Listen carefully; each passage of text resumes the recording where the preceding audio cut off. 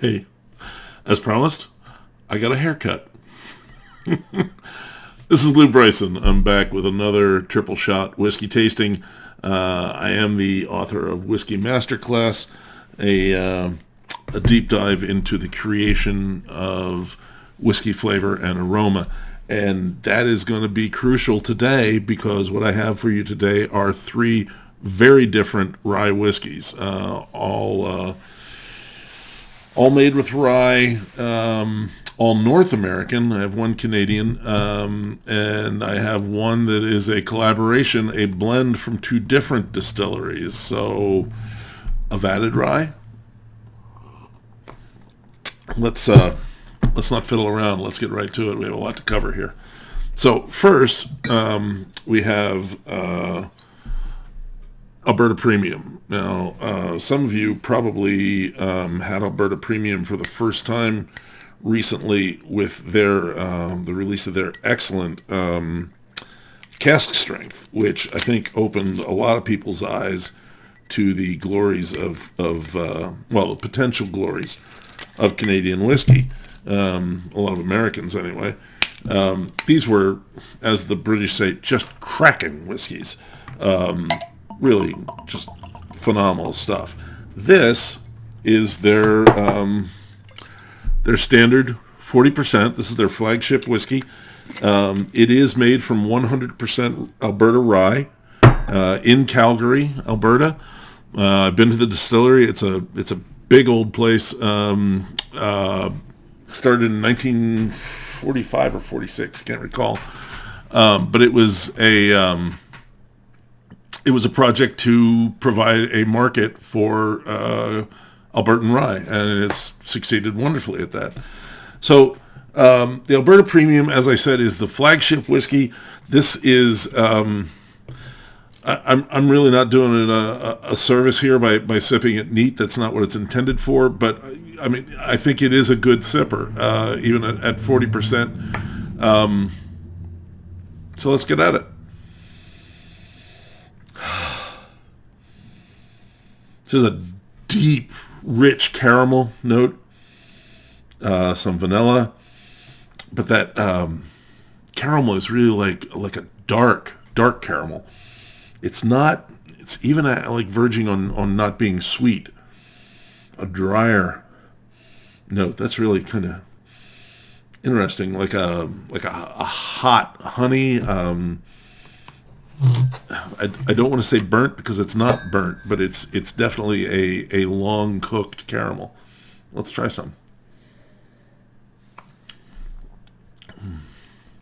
Very easy to drink, and then there's a distinct flavor to Alberta Premium, to Alberta Distilling whiskeys. It is a combination of that dark caramel, which is not as blazer direct as it is in the nose, but that and some real honey notes. Oh.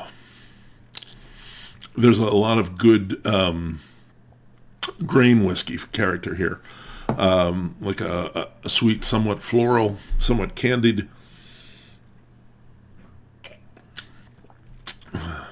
My, that's easy to drink.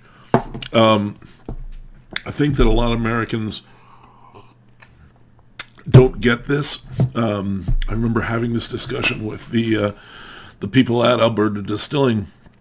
Essentially, me coming in from America, telling them how their whiskey should taste, and them just looking at me and very politely saying, "That's not the point. That's not what we do here." And I think you need to learn more about Canadian whiskey before you can really appreciate it. And this is... Okay. It is a great mixer with ginger ale. It is really good over ice, but that's not bad. That is really not bad. And for the price, $25 for the bottle? Dang. Now, this, my friends, is a killer. If you got some of this is the old Overholt. I apologize for the glare. This is the Old Overholt 114. Look at that snarly Abe Overholt there. This was a limited edition. $30, $30 for a 114 proof 4-year-old rye whiskey. And let me tell you, folks, there's just so much here. It's a hugely spicy, like a hot sweetness, but with a real edge to it. A little bit of cinnamon, some of that oily rye character, some clove, and it's just wow. It's roaring. This is one of those whiskeys that, I mean, as soon as I poured it down here, I was smelling it up here.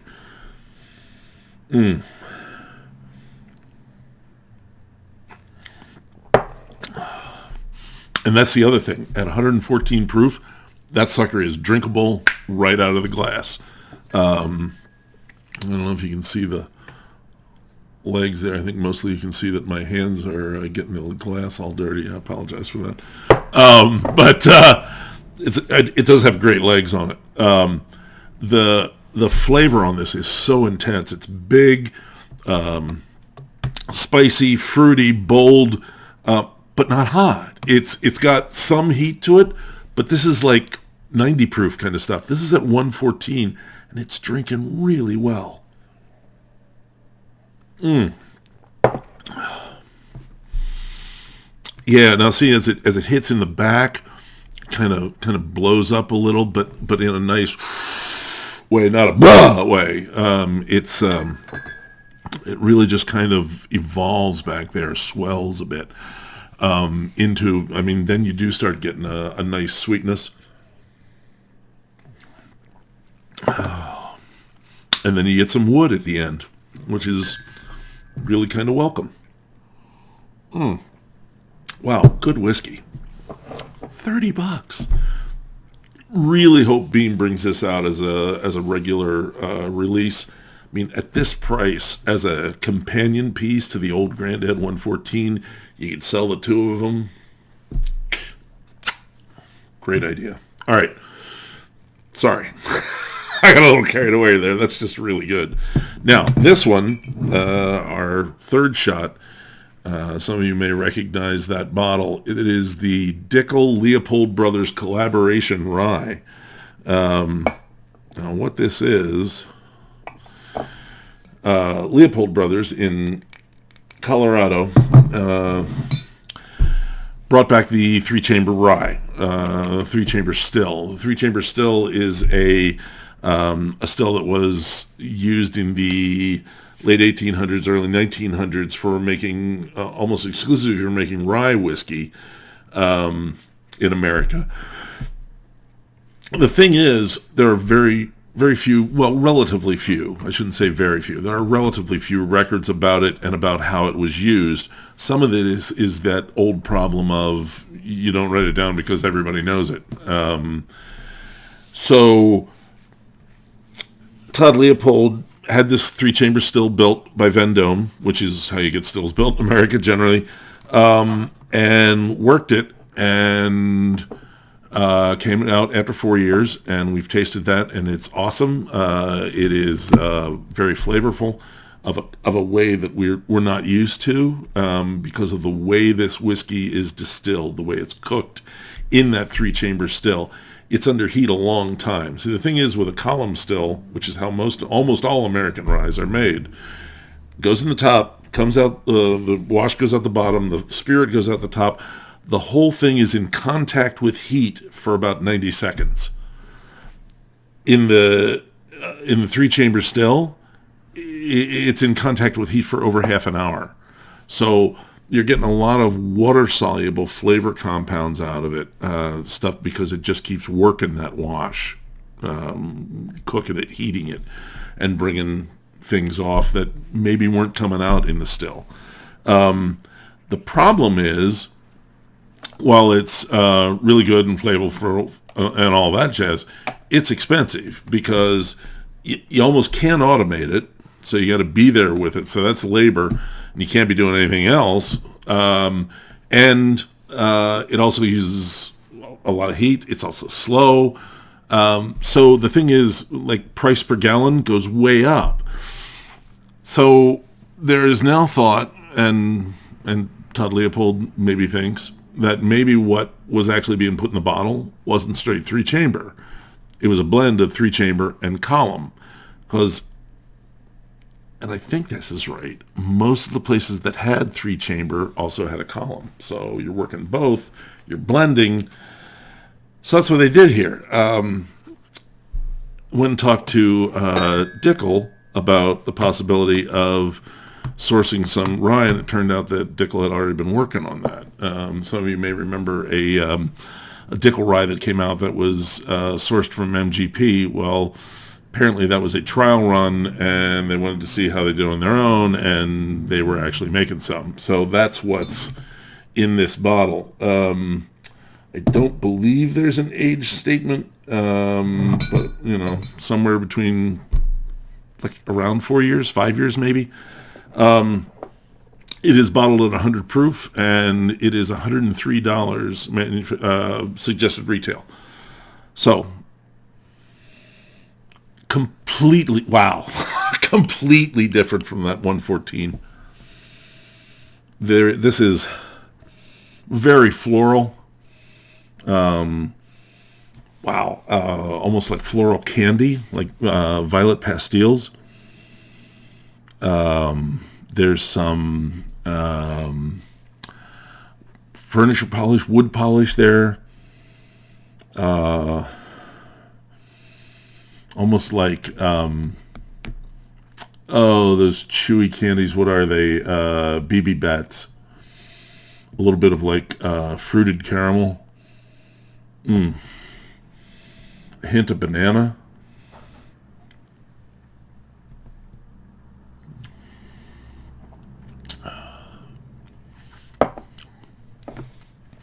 Whole lot there. And I have to say, hotter than the 114. That's actually got a little sting to it on the edges. But wow, completely unlike the old Overholt.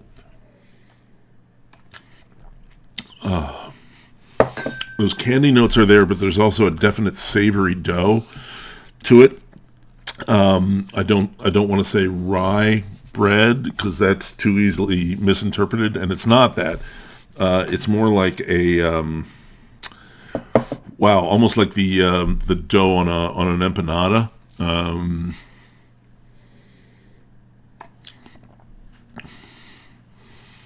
Wow, I would not want to put that in a cocktail. I would just want to drink that.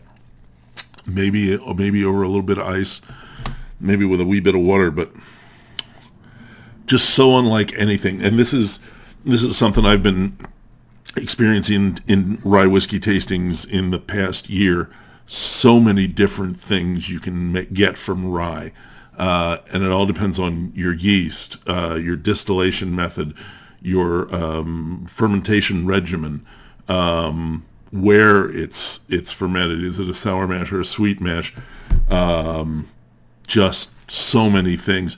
I think we're just starting to understand what we can do with rye. So that's a triple shot of ryes. 3 very different ryes. The Alberta Premium, the new to the U.S. Flagship Alberta Premium at 80 proof. The limited edition, hope to hell it comes back full time. Old Overholt 114. And the Dickel Leopold Brothers collaboration, and there are hints that there might be more of these. This was referred to as an inaugural batch. I hope they do more with this, because it's a lot of fun. I hope more people get 3-chamber stills and start messing around and experimenting. Maybe run different mash bills through a 3-chamber still, because this is all stuff that we can do that we haven't yet. I'm just waiting to see how it turns out. So that's all I got for you today. Looking very different, huh? Until next time, as always, share some whiskey with a friend, share some whiskey with a friend, and have fun.